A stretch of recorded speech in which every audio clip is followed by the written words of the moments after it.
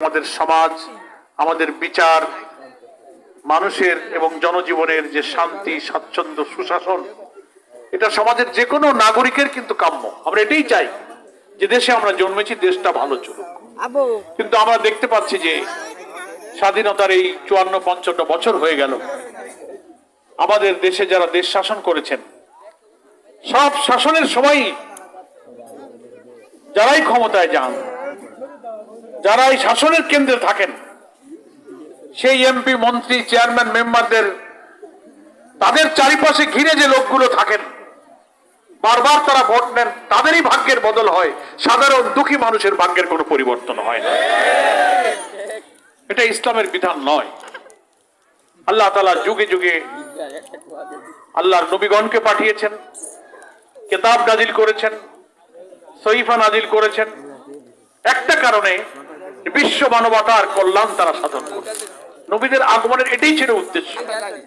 Even মানুষ সৃষ্টির উদ্দেশ্য বলতে গিয়ে কোরআনে যত জায়গায় আল্লাহ কথা বলেছেন, তার এক জায়গায় এইভাবেই বলা হয়েছে, আউযু বিল্লাহি মিনাশ শাইতানির রাজীম, বিসমিল্লাহির রহমানির রহিম, কুনতুম খায়রা উম্মাতিন উখরিজাত লিন-নাস তা'মুরুনা বিল মারুফ ওয়া তানহাউনা আনিল মুনকার। তোমরাই হচ্ছে শ্রেষ্ঠ উম্মত, শ্রেষ্ঠ জাতি। উখরিজাত লিন-নাস, বিশ্ব মানবতার কল্যাণের জন্য, সমস্ত মানুষের কল্যাণের জন্য তোমাদের আবির্ভাব ঘটেছে। এই কথা কে বলছেন? আল্লাহ তাআলা বলছেন। কিভাবে মানুষের কল্যাণ আসবে? ওই পরের আয়াতে আল্লাহ বলছেন, তা'মুরুনা বিল মারুফ ওয়া তানহাউনা আনিল মুনকার। তোমরা সব ভালো কাজের আদেশ করো, সমস্ত মন্দ কাজগুলোকে নিষেধ করো। কে বলছেন? আল্লাহ। আমর বিল মারুফ নাহি আনিল মুনকার।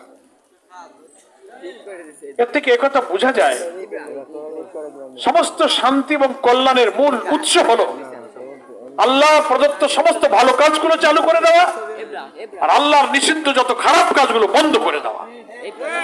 তাহলেই মানুষের কল্যাণ হবে। এই জন্যই আল্লাহ বলছেন, উখরিজাতিল নাস, আমি আমার কাছে পৃথিবীতে মানুষের আবির্ভাব এবং আগমন এই জন্যই করেছি যে তারা মানুষের কল্যাণ করবে।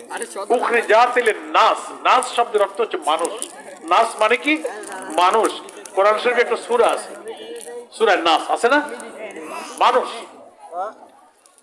তো বোঝা যায় যে কোরআনের বিধান, নবীর আদর্শ শুধু মুসলমানের জন্য উপকারী নয়, হিন্দু, বৌদ্ধ, খ্রিস্টান, উপজাতি, নৃগোষ্ঠী, পুরুষ, নারী নির্বিশেষে সমস্ত দুনিয়ার সব মানুষের জন্যই আল্লাহ তাআলা নবী, রাসূল এবং কিতাবকে পাঠিয়েছেন। কোরআন নাজিল প্রসঙ্গে আল্লাহ তাআলা যেখানে বলেছেন, রমজান মাসে আল্লাহ কোরআন নাজিল করেছেন না, লাইলাতুল কদর, ইন্না আনজালনাহু ফি লাইলাতুল কদর। পড়েছি, সবাই জানি আমরা। নিশ্চয়ই কদরের রাত্রিতে আমি কোরআনকে নাজিল করেছি। এটা বলতে গিয়ে আবার সূরা বাকারাতে কোরআন নাজিলের প্রসঙ্গ বলতে, কোরআনের পরিচয় দিয়ে তিনি বলছেন,